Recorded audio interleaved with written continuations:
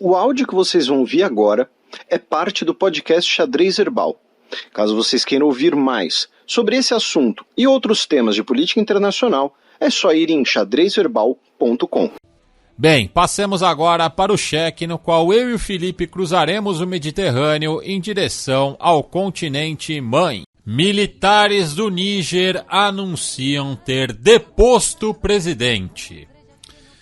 Vamos lá, tivemos um golpe de Estado no Níger, tá?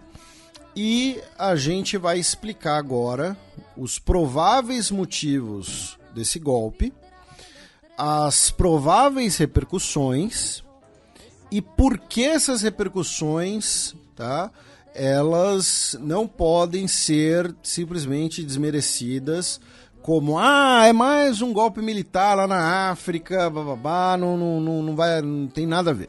Tá? Apenas contextualizando para o nosso ouvinte, tá? O Níger é um país do Sahel.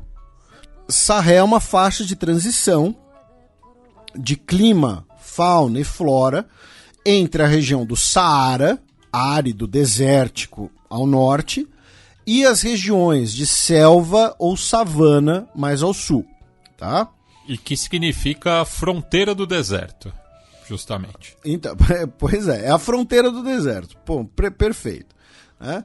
O Níger é um país que boa parte do seu território, né, fica justamente, né, na região do deserto, né, do Saara. Tá? Tanto que a maior parte da população e a capital vivem mais ao sul. A capital fica na margem do rio Níger, que é o rio, né, cujo nome está na origem do país Níger e da Nigéria também. Do que faz fronteira. Exatamente, ao sul. O Níger foi um país que foi parte do Império Colonial Francês. É um país de maioria muçulmana, tem mais ou menos 25 milhões de habitantes, já que, repito, boa parte do território dele é desértico, então é um país relativamente grande, com uma população não tão grande assim. E principalmente... é um dos países menos povoados do mundo. Isso, em densidade, né? E se a gente pensar num PIB per capita também, meu caro Matias, é um dos países mais pobres do mundo. Tá? Se a gente pegar o índice de desenvolvimento humano, os países do Sahel, como Níger, Mali, Burundi, República Centro-Africana e Chad, estão entre os mais pobres, menos envolvidos do mundo. No caso do Níger, especificamente, tá? Segundo os dados, né, do Programa de Desenvolvimento da ONU, né, que é a compilação oficial do IDH, o Níger é o antepenúltimo país. Tá? Abaixo do Níger estão apenas Chad e Sudão do Sul. Sudão do Sul, que é o país mais recente do mundo e que nasceu de um genocídio. Tá? E a gente vai mencionar o Chad daqui a pouco. Então, é um país territorialmente grande, mas não tão povoado, toda a população é concentrada mais ao sul, uma população de maioria muçulmana, e um país extremamente pobre, tá? Mais rico em urânio. Exatamente, né? A gente já vai falar disso. É um país que não tem tantas divisões étnicas ou linguísticas assim como outros países da região, já que mais da metade do país é de uma etnia, no caso os Hausa. O francês é o idioma oficial, embora o árabe e outros idiomas regionais sejam muito praticados. Então, contextualizando, é isso, tá? E aí o que aconteceu? Muito provavelmente o golpe tem origem numa disputa política local. E por que eu tô frisando isso? Porque eu e o Matias, sempre que a gente fala de assuntos aqui, assuntos especialmente ligados a países periféricos, países que não são parte, né, dos principais eixos mundiais, a gente sempre faz questão de lembrar que existem disputas entre as potências? Existem.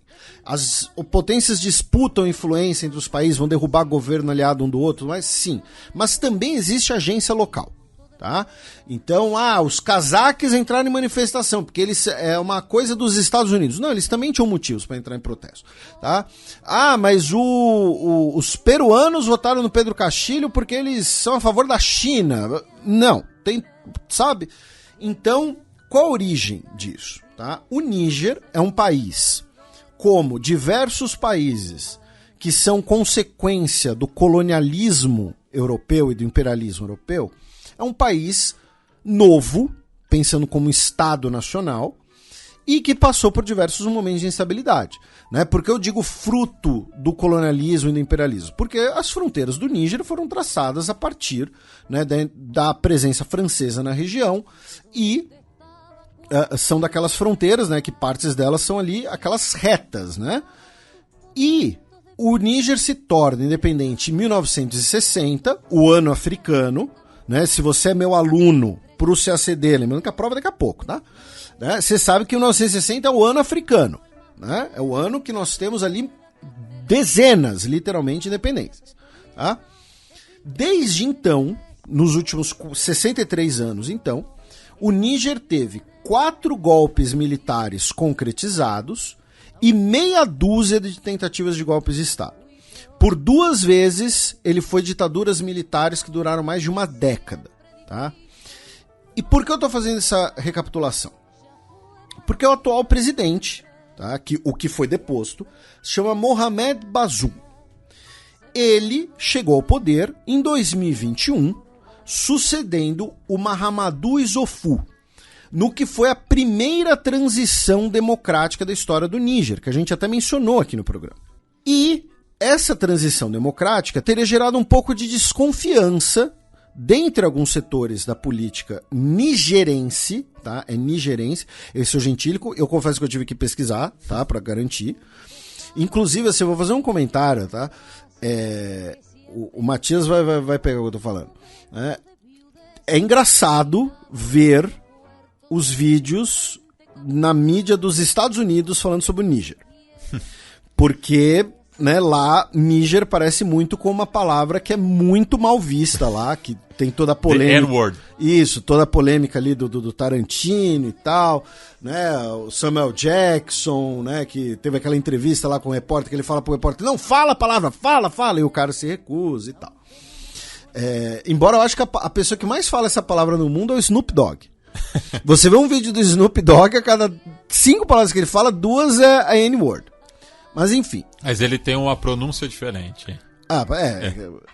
Mas só um parênteses, Felipe, porque no manual da FUNAG também aceita o nigerino. Nigerino? Esse eu não conhecia. E quem teria garantido essa transição era o comandante da guarda presidencial, o general Tiani. Tá? Ele é o Abdurrahmane Tiani, ele é conhecido como Omar Tiani. E a guarda presidencial do Níger tem uma característica, tá, que eu me deparei com isso quando eu estava estudando o programa nessa madrugada, que é a única unidade militar do Níger que conta com soldados profissionais, soldados de carreira. Tá? As Forças Armadas do país, até por ser um país extremamente pobre, são em sua maioria formadas por conscritos, o serviço militar obrigatório. Então ela é a principal unidade militar do país. Para vocês terem uma ideia, tá? A Força Aérea do Níger tem 2 aviões de combate. 2. Tá?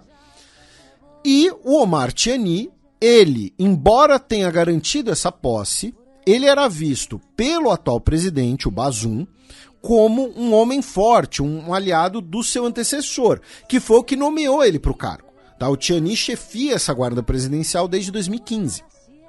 Então, existiria, tá? O estopim do golpe teria sido essa disputa interna de poder em que o Mohamed Bazoum pretendia demitir o general comandante da guarda presidencial. E o general, então, falou, se ele vai me demitir, eu vou depor ele primeiro. Então, a guarda presidencial do Níger, que deveria justamente, né, guarnecer o presidente, né, o prendeu no palácio e anunciou o golpe. Num primeiro momento, parecia que haveria um racha entre as forças militares do Níger, tá? Com mobilização de outros setores do exército, porém, essa possibilidade, essa sensação, foi rapidamente dissipada, já que no anúncio televisionado do golpe, nós tivemos 9 militares de todas as forças e das polícias do país anunciando, né, a deposição do presidente, afirmando que ele estava bem de saúde, estava fisicamente íntegro, que o golpe se justificava devido à deterioração da situação de segurança e má governança do país, que a Constituição está sendo dissolvida, as instituições estatais e os partidos políticos suspensos, as fronteiras fechadas com toque de recolher e com um alerta contra qualquer intervenção estrangeira. E aí, pouco tempo depois... Golpe de manual, assim, né? Pois é. A França pousou 2 aviões militares e uma base aérea no país, porque a França está presente no Níger, pelo menos até agora. A gente já vai entrar nisso. Então... se a gente pensar nos últimos 3 anos no Sahel, é o 4º golpe militar, tá? Mali, Burkina Faso, Sudão e agora Níger. E a gente ainda pode colocar a Guiné, que não é um país do Sahel, mas é ali do lado, tá? Do lado do Mali.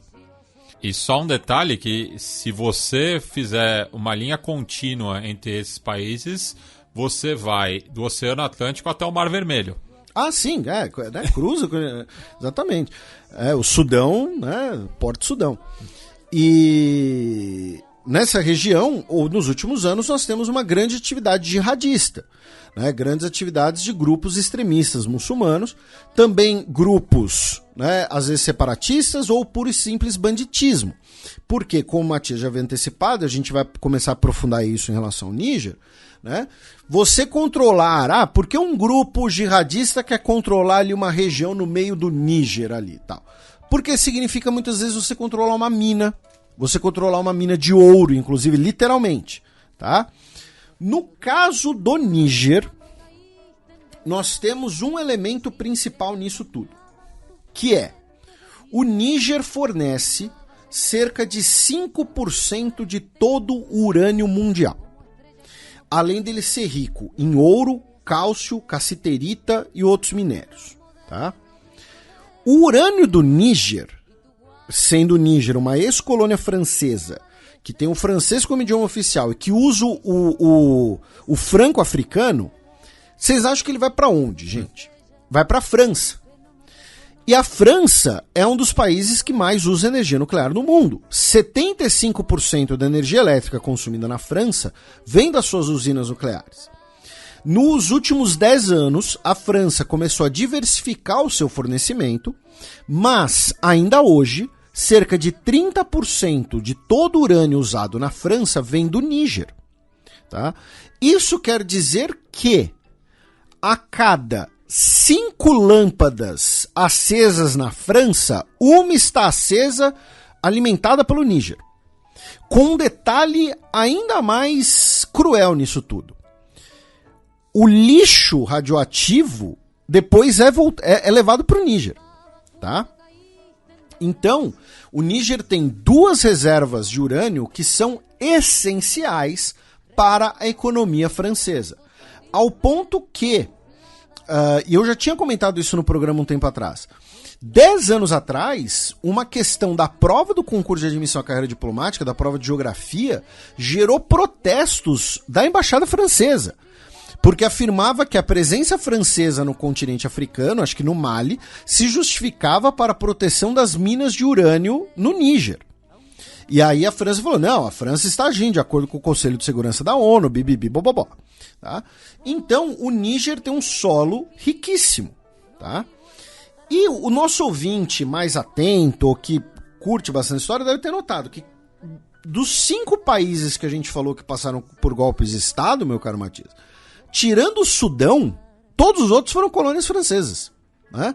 Guiné, Burkina Faso, Mali e agora Níger. Então, o que explica, né, esses golpes militares? A gente falou que o estopim, muito provavelmente, foi uma disputa local. essa queda de braço entre o presidente e o seu chefe da guarda presidencial. Eu não sei, peço desculpas para os nossos ouvintes, se existe também um componente ideológico nisso, tá? Porque o Bazoum é de um partido de esquerda, tá? É de um partido, Partido Nacional Democrata Socialista. Acho que traduzindo fica assim. Então, quando a gente fala agora do Níger, né, num sentido mais amplo, tá? Nesse contexto todo, o que explica essa onda de golpes, né? O que eles podem ter em comum e tal? A primeira questão, para mim, é que todos esses golpes foram, como o Matias falou, golpes de manual. Foram golpes militares e que, no caso de Mali, Guiné e Burkina Faso, militares jovens ainda por cima. Nesse caso a gente está falando de um general que já tem aí os seus 65 anos, segundo a Al Jazeera, tá? Mas nos outros países são sempre militares jovens ainda por cima. Mas os militares do Níger, quando eles anunciam golpe, eles falam o quê? Eles falaram da corrupção, da governança, né, e da insegurança no país, porque o Níger enfrenta grupos jihadistas também. Né? Então você tem aquele sentimento que a gente já falou sobre Burkina Faso e do Mali, de que, olha, os militares têm que lutar contra os jihadistas, têm que lutar contra os grupos criminosos. Então eles pensam, ó, já que a gente está tendo que fazer a luta, já que a gente que está com a vida em risco, vamos então nós governar o país, já logo de cara, né? Vamos assumir todas as funções. Mas também, ao meu ver, tem uma coisa que, fazendo uma analogia, né, com todos os problemas das analogias, me lembra um pouco, meu caro Matias, aquela questão do salvacionismo, do tenentismo brasileiro, né? Jovens oficiais militares de um estado jovem também, porque o Níger, como estado, tem 63 anos de idade. É possível que alguém que esteja nos ouvindo nesse momento seja mais velho que o próprio Níger, tá? Então eles olham, putz, tem corrupção dos políticos, tem a violência dos jihadistas, né? Então nós precisamos levar o país para o desenvolvimento, para a salvação. Nos outras regiões, em Burkina Faso e no Mali, nós vemos claramente bandeiras, né, do desenvolvimentismo econômico, né, a ideia de que, olha só, nós somos países com solos riquíssimos e somos países pobres. Por quê? Então, nacionalização dos recursos, como o Mali já anunciou, esse tipo de coisa. Então eu vejo assim uma analogia, tá, com esse tenentismo, só que um tenentismo anticolonial, porque você vai ter a França como o grande alvo, né? E a gente vai falar, eu já vou antecipar, essa semana o Mali retirou o francês como idioma oficial do país. Lembrando que isso foi resultado de um plebiscito realizado em 18 de junho, que teve um turnout de 38% da população, mas quem foi votar foi massivamente a favor da junta. A favor da junta. Então, a gente já falou que suspenderam atividades de agência France Presse, que nós tivemos o encerramento da missão da ONU liderada pela França no Mali, a pedido do Mali. Tivemos expulsão de tropas francesas de Burkina Faso. Então, é esse tenentismo anticolonial, né? Um salvacionismo anticolonial. E para os nossos ouvintes linguistas, a substituição vai ser por 13 línguas nacionais, sendo que o Mali ainda tem 70 línguas locais. Complicado. Eu adotava o Esperanto.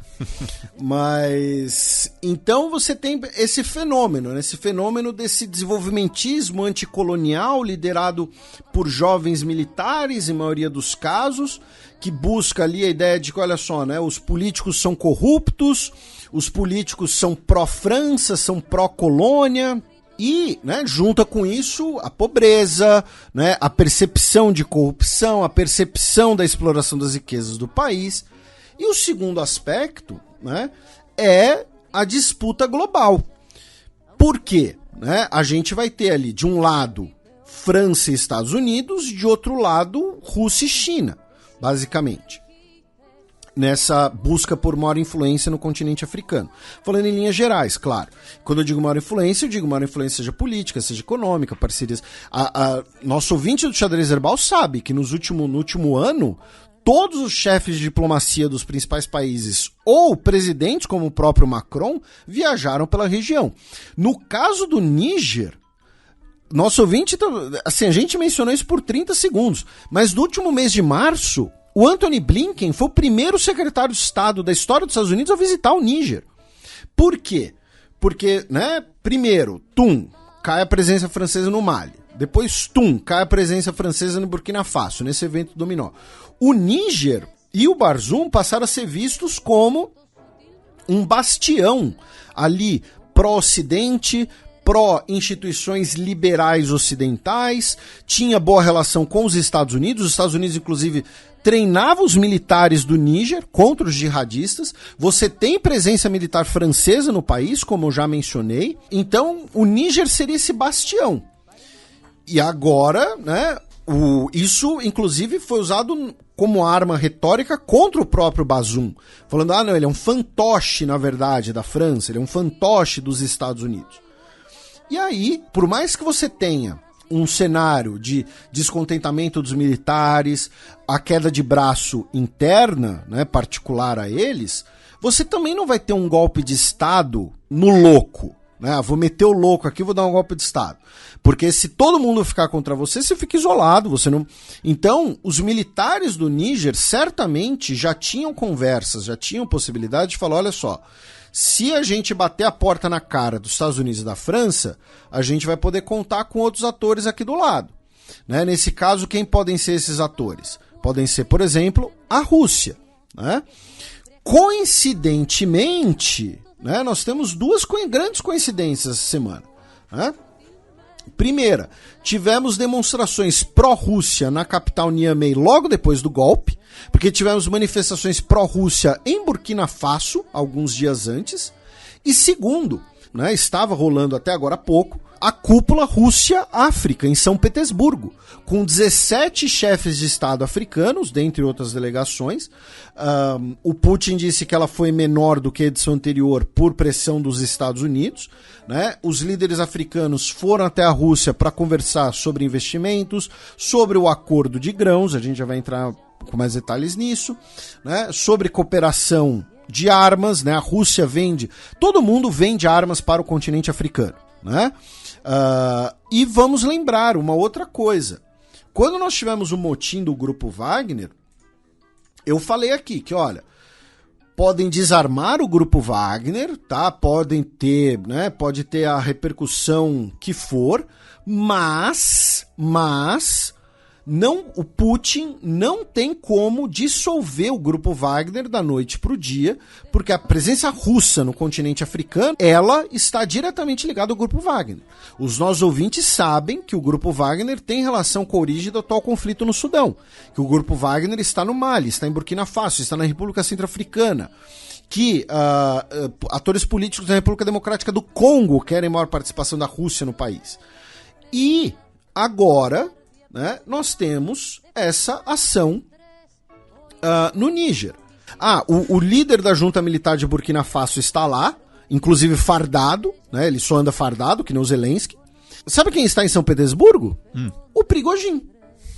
Que deveria ter sido banido para Belarus, foi chamado de traidor pelo Putin. Ele está lá, ele está em São Petersburgo, tá? Vocês vão encontrar fotos dele se encontrando com políticos africanos no Hotel Palácio Trezini, tá? Que fica em São Petersburgo, a 40 minutos de carro do Expo Forum, que é onde está sendo realizada a cúpula Rússia-África, tá? Não estou inventando isso para vocês, tá? O Prigozhin está lá. E o Prigozhin soltou no seu canal no Telegram os seus comentários sobre a situação do Níger, tá? Aqui eu vou ler para vocês, tá, trechos a partir da tradução automática para o inglês, tá? É uma vergonha que eu até hoje nunca peguei para estudar a sério o idioma russo, tá? Eu já deveria ter começado isso há muito tempo. Que eu confesso que eu tenho uma certa dificuldade com a questão de ser um alfabeto completamente diferente. mas então eu infelizmente não sei russo, tá?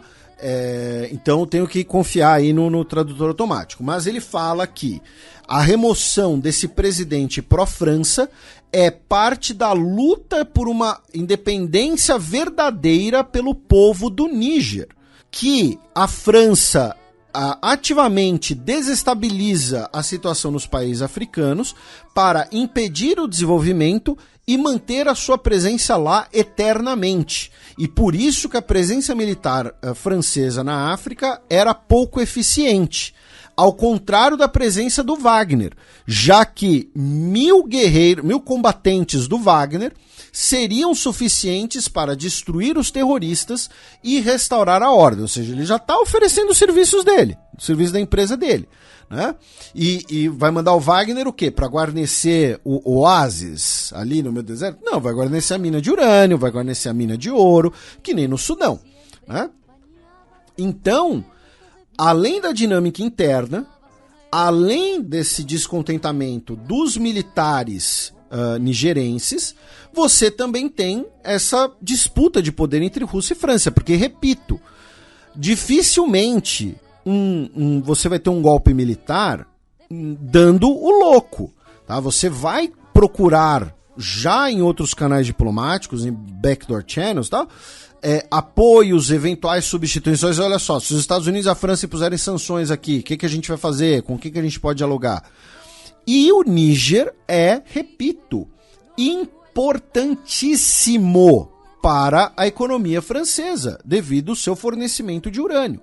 E porque a Rússia e também a China, muitas vezes, ela vai ser procurada por esses militares? Porque vão ser países que vão oferecer apoio político, militar e econômico sem fazer pressão política interna, sem o discurso, muitas vezes hipócrita, né, de direitos humanos e tal. Mas, por mais que a gente faça essa explicação, essa contextualização, é importante registrar que esses golpes militares na região potencialmente vão representar retrocessos em questões de direitos humanos.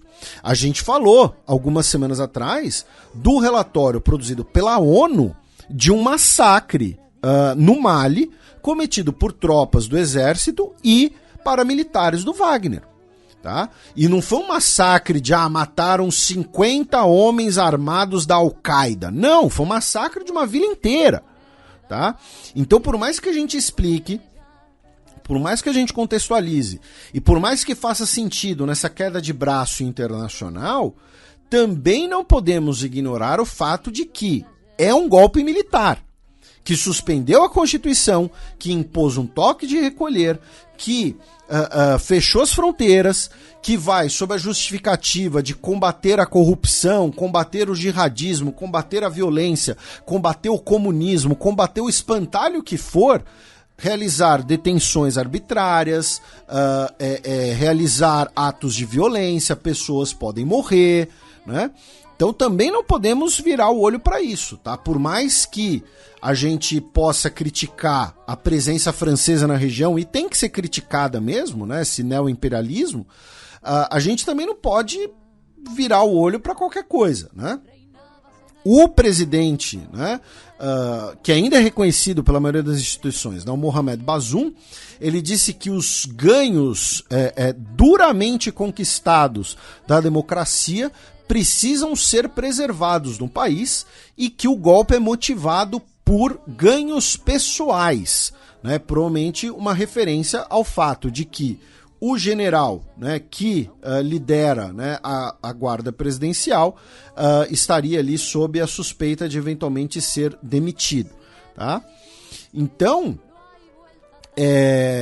para a gente começar a concluir essa parte aqui do Níger, meu caro Matias, nessa conferência, né, Rússia-África, o Putin disse que Burkina Faso, Zimbábue, Mali, Somália, República Centro-Africana e Eritreia vão receber 50 mil toneladas de cereais cada gratuitamente, né, como compensação, como um agrado aí, né, pelo fim do acordo de grãos entre Rússia e Ucrânia, que havia sido mediado pela Turquia. Tá? Vejam que ele citou 6 países. Desses 6, 3 têm presença do Grupo Wagner. Tá? Confirmados, né? República Centro-Africana, Burkina Faso e Mali. Né? Na República Centro-Africana você não precisa nem ter direito a um golpe militar, porque você já tem ali um governo aliado da Rússia. Agora, se a gente for colocar mais uma peça no finalzinho desse efeito dominó, a próxima peça muito provavelmente vai ser o Chad. Né? O Chad, que é um país vizinho, também um país do Sahel, também um país que passa por um conflito interno. E vamos lembrar, recentemente, né, o presidente do Chad, né, morreu, então presidente / ditador, né, do Chad, o Déby, ele morreu, né, na linha de frente, numa situação muito estranha, foi sucedido pelo filho dele, que é o Mahamat Déby, que ainda é o presidente. Então, né, pode ser que ele seja cooptado, pode ser que ele se aproxime da Rússia, enfim. Isso, né, vai ser interessante. E só para deixar claro, né, Estados Unidos, União Europeia, a Comunidade Econômica dos Estados da África Ocidental, a Nigéria, tá? Todos esses países condenaram o golpe no Níger. Tá? Todos esses países condenaram o golpe no Níger. Tá? Até agora não teve ninguém que reconheceu o golpe. Tá? Que reconheceu os golpes. Tirando Burkina Faso e Mali. Tá? Burkina Faso e Mali disseram que estão observando, blá blá blá. Tá? Mas então, só para deixar claro, também não tivemos nenhum reconhecimento do golpe. O geral tá ignorando. Aí, meu caro Matias, a gente vai começar o nosso giro pelo continente africano, começando justamente pelo Mali, né? Já que, além da notícia, né, sobre o idioma francês, que a gente acabou antecipando, tá? Nós também tivemos o fato de que 4 integrantes da junta militar, inclusive o ministro da Defesa do Mali, agora estão sob sanções dos Estados Unidos, tá? Afirmando que eles estão facilitando ações criminosas ilegais, né, se referindo ao Grupo Wagner justamente. De lá, vamos para a Gâmbia, já que o governo anunciou, né, publicou, melhor dizendo, o relatório sobre a morte de 70 crianças devido àquele xarope para tosse produzido na Índia, afirmando, né, que causou falência renal nas crianças. E o relatório afirma que a empresa, né, a Maiden Pharmaceuticals, tá, não cumpriu os padrões de qualidade necessários e que existiam quantidades inaceitáveis, né, de antifreezes no xaropes que causaram essas mortes. Da Gâmbia, vamos passar por Gana, já que o parlamento aprovou o fim da pena de morte em Gana. Tá? O país já tinha uma moratória, né? A última execução ocorreu em 1993, ou seja, 30 anos atrás. Agora, as 176 pessoas que estão condenadas à morte, sendo 6 mulheres, terão suas penas comutadas para prisão perpétua. Tá? De Gana, vamos passar para a República Centro-Africana, já que nesse final de semana teremos um referendo para abolir o limite de mandatos na Constituição. Tá? Acredito que essa abolição será aprovada com 215% dos votos. De lá, vamos para a República Democrática do Congo com 2 notícias, meu caro Matias. A primeira delas é que o governo do Félix Tshisekedi anunciou que o governo congolês vai monitorar as organizações humanitárias internacionais estrangeiras que operam no país, afirmando que isso é necessário por razões de segurança e que existem conexões anormais entre essas organizações e o financiamento de atividades subversivas no país. E a outra notícia é que o Congo vai receber os Jogos da Francofonia, né? Agora, a abertura é justamente hoje, dia 28 de julho, e os jogos originalmente seriam realizados em 2021, né? Então, mas foram adiados por conta da pandemia. Então, a República Democrática do Congo realizou anunciou ali diversas medidas para melhorar questões de segurança e tudo mais. Vão receber cerca de 30 mil atletas de mais de 40 países, tá? Curiosamente, o Quebec, né, diminuiu a sua delegação alegando motivos de segurança, né? Eu digo curiosamente porque para o Quebec a participação dos Jogos da Francofonia sempre foi importante como um símbolo, né? De lá vamos para o Quênia, meu caro Matias, já que o líder da oposição, o Raila Odinga, em meio aos protestos que estão ocorrendo contra o presidente recém-eleito William Ruto, rejeitou uma oferta de se encontrar com o presidente, tá? Dizendo que a oferta dele não é séria, tá? E que ele pode se encontrar com o presidente a qualquer hora, desde que ele esteja pronto para o diálogo verdadeiro. Do Quênia, vamos para a Somália, onde, infelizmente, cerca de 25 soldados ficaram mortos, outros 60 ficaram feridos, em um ataque a um quartel em Mogadishu, que foi reivindicado pelo Al-Shabaab, né, que é o principal grupo jihadista que opera no país. De lá, vamos passar para o Sudão, infelizmente, com algumas notícias da guerra, já que, segundo a Unesco, quase 500 crianças, tá, morreram desde o início do conflito, em 15 de abril, dentre as cerca de 4 mil vítimas fatais, e já são 3 milhões de deslocados.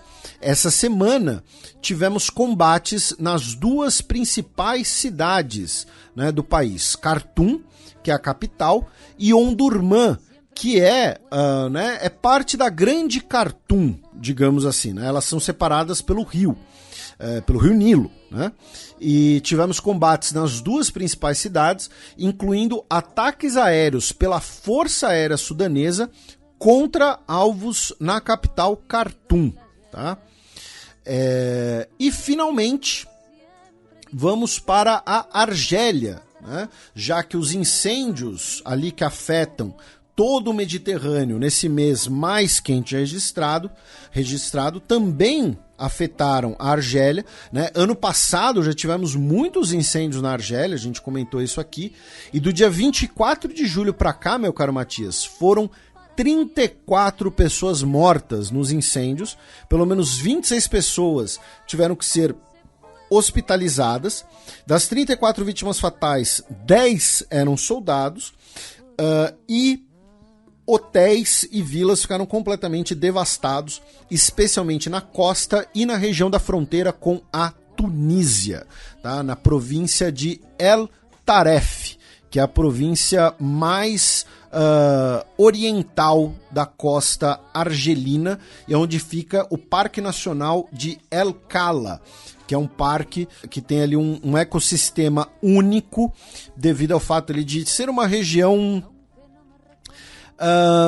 aqui no Brasil, algo parecido ali com o Pantanal, tá? Mais ou menos isso, né? O que em inglês eles chamam de wetlands, né? As áreas alagáveis.